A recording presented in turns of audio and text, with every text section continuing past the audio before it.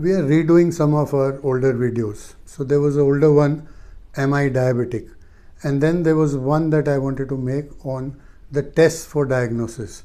So I thought that maybe I'll combine both these videos and give you a new one on whether you are a diabetic or not, what is the protocol for diagnosis, and we'll also talk about the various tests which are conducted for the diagnosis. Am I a diabetic is a question which troubles many people, and in all probability, if you have this question in your mind, you are not a young child or below the age of 10, and therefore most likely you would be a type 2 diabetic. So let us discuss the tests in detail. So obviously the blood glucose test is an all important test which is done at various times during the day. We have discussed this earlier. It can be done on an empty stomach, which is fasting.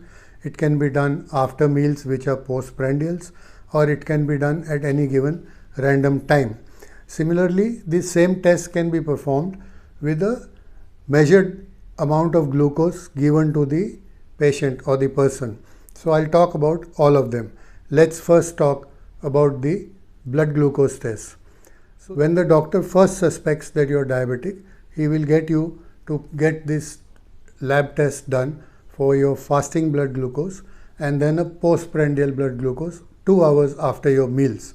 And the results will tell him and or you whether you are diabetic, whether you are glucose intolerant, or what they call borderline or pre-diabetic. Personally, I prefer using an OGTT, the oral glucose tolerance test. Why? Because it gives a measured 75 gram of glucose to the person instead of giving him the liberty of consuming foods at home, which may differ from person to person. Therefore, an OGTT is preferable in my opinion, but of late I haven't heard of doctors using this test at all. Further, then there is the hemoglobin A1C or HbA1c test. If your fasting and postprandials are a little bit suspicious, then the doctor may get an A1C test performed on you. The hemoglobin has a number of different types of cells which are designated as A, B, C. And then there are subtypes A1, A2, A3, B1, B2, B3 like that.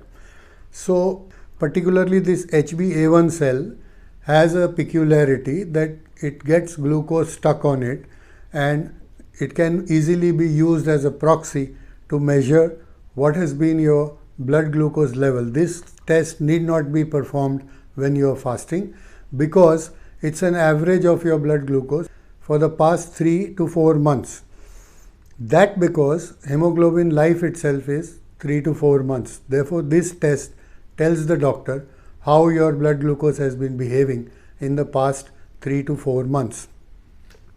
Another couple of tests that I want to talk about are the C-peptide test and the GAD65 test. These tests are performed to rule out the possibility of you having the autoimmune disease. The C-peptide I don't think is used anymore because now insulin can be measured directly.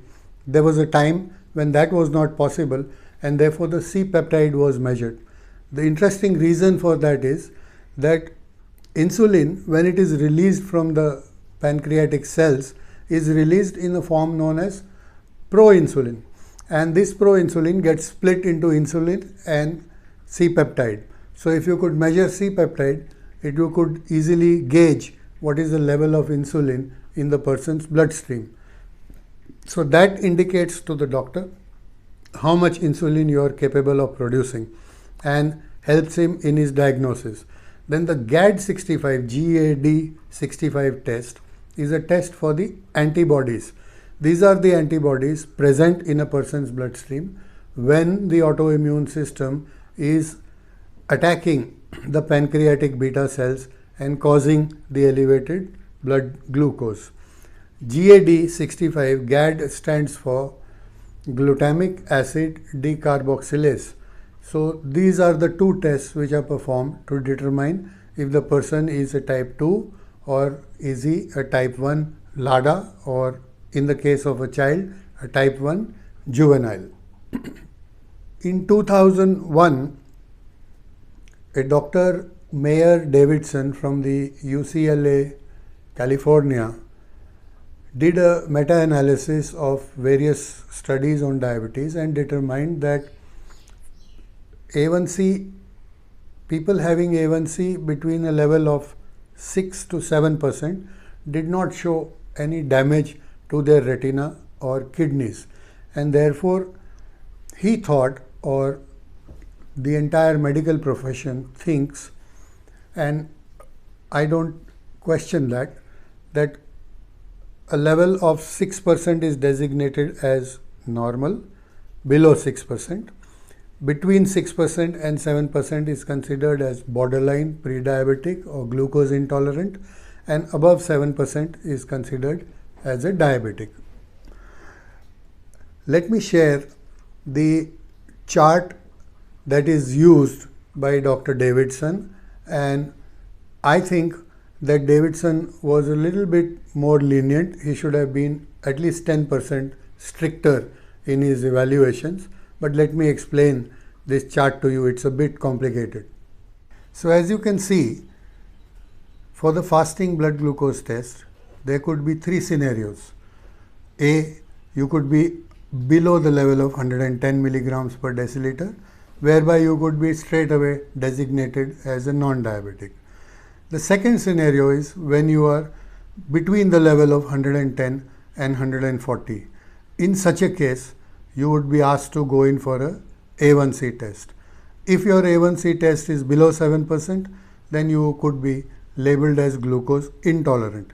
If it is above 7%, you would need to repeat the A1C test just to be sure. And the second time, if you are again below 7%, you could be glucose intolerant. Above 7%, you could be declared a diabetic. And in the third scenario, if your fasting blood glucose was above 140, you will be asked to repeat the fasting blood glucose again. If again you are above 140, you will be designated a diabetic straight away. Second time, if you turn out to be below 140, then you need to go in for the A1C test. If the results are below 7%, you could be labeled as glucose intolerant. If you are above 7%, you could be labeled as a diabetic. I am leaving a link to the chart which is there on our website. If you need to download it and understand it better, you are free to do so. Please bear in mind that these tests should not be done very rapidly. There should be at least a 2 weeks gap so that the readings have sufficient meaning to the doctor. I hope you have learned something from this video, and if you have any queries or questions, please leave them in the comments below. Otherwise also, you are most welcome to leave your comments. That not only encourages us, it also gives us direction for further videos. I hope you had a good time listening to me, and please do share, subscribe and like our channel. Thank you so much.